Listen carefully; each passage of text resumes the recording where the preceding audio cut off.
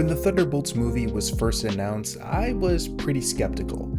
I felt that the lineup for this movie was so weak and unremarkable. Like, who are they gonna fight? I was disappointed that Baron Zemo wasn't on the team, who exists in the MCU and is a beloved character. I also felt that someone like Abomination should have been on the team as well. He seemed like a reformed criminal from his appearances in She-Hulk. Plus, this would give the team more muscle and make them more formidable if their goal was to be a new version of the Avengers. And when it was later announced that Sentry, aka Marvel's Superman, was set to be the main antagonist, I was even more skeptical. There's no way that they can fight this guy. But then a few years pass by and the first trailer drops for this movie, and I started to second guess myself. Visually, the movie looked great, and just based off a few beats from the trailer, the tone seemed pretty entertaining. As more trailers released, it became clear that this movie was pretty self-aware, that this group consists of a lot of side characters from lesser-known projects who don't really have any superpowers and aren't good people who all have dark pasts. So none of us comply? So what, do we all just punch and shoot? Then a trailer was released that was supposed to be in the style of an A24 movie, the Absolute Cinema trailer, showing off all the talented people both in front of and behind the camera who were involved in the making of this film. Sebastian Stan and Florence Pugh have both been nominated for Oscars prior to the release of this movie. This movie included the writers and director of the critically acclaimed show Beef, the cinematographer from The Green Knight, the production designer from Hereditary, the editor from Minari, and the composers of Everything Everywhere All at Once. All very good projects. I think this was such a good move by the marketing team because this is something that Marvel never does. This stops the perpetuating idea that Disney and Marvel Studios can sometimes be this machine that just pumps out soulless, artistically bland movies that aren't really stylized or differentiate from one another all that much. There's been plenty of filmmakers who refuse to work with Marvel because they have already been known to stay within their formula of filmmaking and don't always allow for directors to achieve their vision. So I'm glad that this movie marketed itself in that way because once I saw the final trailer, I was officially pumped to see this movie, which I just saw a few days ago, and I want to tell you my thoughts on it. I'm going to be talking major spoilers in this video, so if you haven't seen the movie already, be sure to like this video, go see the movie, and come back and finish this video. As I just mentioned, I really did feel this movie was different than a lot of recent Marvel projects we've gotten post-Endgame. This feels like a project they really did have a lot of creative freedom on. Of course, there are certain things that this movie was obligated to do to set up future storylines and plots for upcoming movies, but I'll get to that in a little bit. I think the main reasons that this movie felt different were the production design, the humor, and the themes. I just have to say that this movie looks incredible. I think one of the best things that Marvel did post-Endgame, and I'm being totally serious when I say this, is go back to shooting on film. All of the movies in Marvel's Phase 1 were shot on film, and Iron Man 3 was the first one they switched to digital for. They continued to do this throughout almost all of the movies, which is where the whole Marvel looks so gray talking points started to come from. And only up until recently, they started to go back to shooting on film. The gray MCU era is hopefully finally over.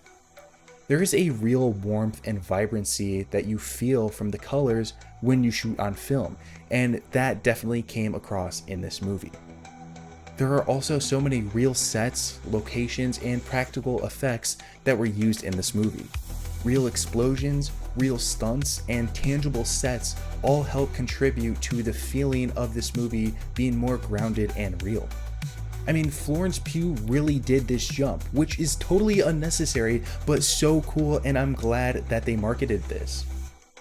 It just seems like the filmmakers finally got their hands on Marvel movie money for a budget, and they decided to use those resources on things that you can only do on a high budget movie, instead of just relying on blue screen and visual effects for most of your shots.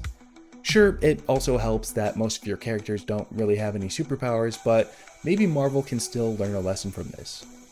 The jokes were another thing that kind of broke the formula. At this point, the MCU is known for having a lot of their characters make quips to one another, and those quips can be kind of family friendly. And he's standing right behind me, isn't he? Welcome to the MCU, by the way.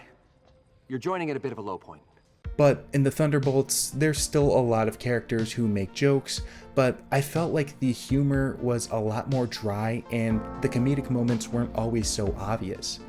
I feel like a lot of the credit has to go to the actors because their subtlety and timing were so well done. I think Walker and Red Guardian probably delivered most of these lines, but played it pretty straight, which helped with the more balanced tone.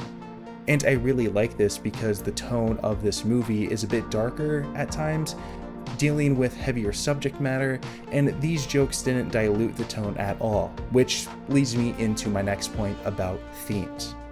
This is the first Marvel movie in a while that actually has something to say. Mental health and depression are subjects that are rarely brought up in Marvel movies, and when they do, they're handled pretty poorly. But this movie is different. Yelena, from the start of the movie, is really struggling with finding happiness and fulfillment in her life. She, just like every other character in this movie, has struggled with great loss and struggled with poor decisions that they've made in their past. Yelena in particular is struggling with being alone, still dealing with the loss of her sister, and feels great remorse for all the people that she's hurt and killed during her life as an assassin. Their traumatic histories are something that they all have in common and bond over. Once Bucky comes in as the cool older brother who has dealt with all this stuff as well, but has worked through it and is in a better place because of it. He's kind of someone that they can look up to as they choose to do something heroic. But Yelena has a closer bond to Bob because in the beginning of the movie, everyone is pretty cold to each other and is afraid to open up, but Yelena decides to be a warm light and talk to Bob as she sees him struggling with being lonely. But it isn't until towards the end of the movie, after they get their butts kicked, Yelena hits her breaking point and lashes out at the rest of the group, highlighting how worthless they are. Her and Alexei then have a heart-to-heart, and she really opens up on how lonely she's been and how terrible she's felt. Alexei reminds her of how she used to be the light for others. She says she's forgotten how, and he tells her that he'll be there for her either way. But Yelena isn't the only one who's struggling with their mental health. Bob is also drowning in his emotions.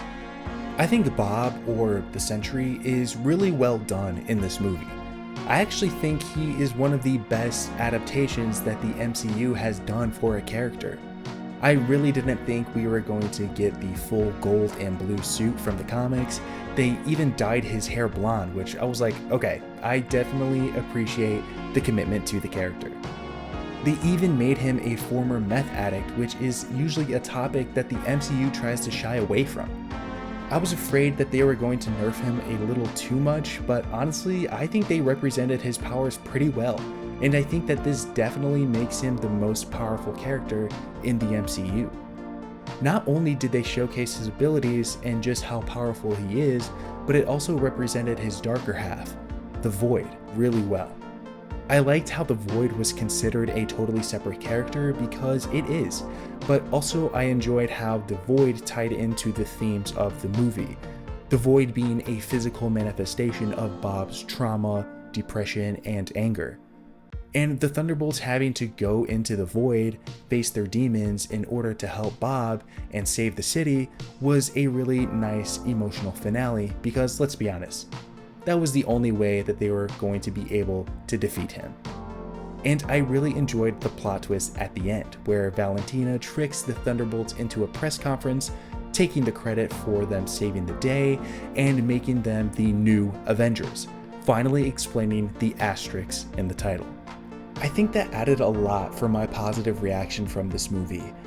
I was a little worried that they would kind of misrepresent the Thunderbolts. I didn't just want to see a ragtag team of not so good guys who are forced to do a good thing and learn to be heroes in the process, because that's something we've already seen in the comic book movie genre, even in Marvel. I thought it would have been more interesting if the Thunderbolts were seen as heroes by the public throughout the whole movie and have the audience really believe that they're this new team of heroes that stepped up with the absence of the Avengers, and have it revealed as a twist at the end of the movie that they're actually a team of supervillains and it was a ploy the whole time. We've just never seen a movie about a villain in the MCU yet, and I think it would have been a perfect opportunity to do so with this film.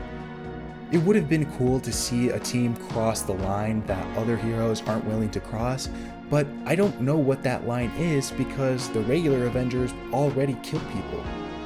But that's a very minor nitpick. Overall, I am very happy with how this movie ended. Which brings me to the post-credit scene. There's a time jump of 14 months, I believe. The new Avengers are just straight up the Avengers now. Sam Wilson is upset at Bucky, and there's a trans-dimensional rift that is revealed to be the Fantastic Four. Now, it's unclear when that takes place. It could be the initial launch the Fantastic Four do to get their powers. Instead of going to space, maybe they breach a different dimension, and that's how they get their powers. Or this could be their escape from their universe after Galactus arrives into the main 616 universe. Either way, this gets me pumped for Fantastic Four. I gotta say, I am loving how these latest MCU movies are picking up right after the next. There were some references from Captain America: Brave New World in this movie, and it seems like this is going to lead straight into Fantastic Four.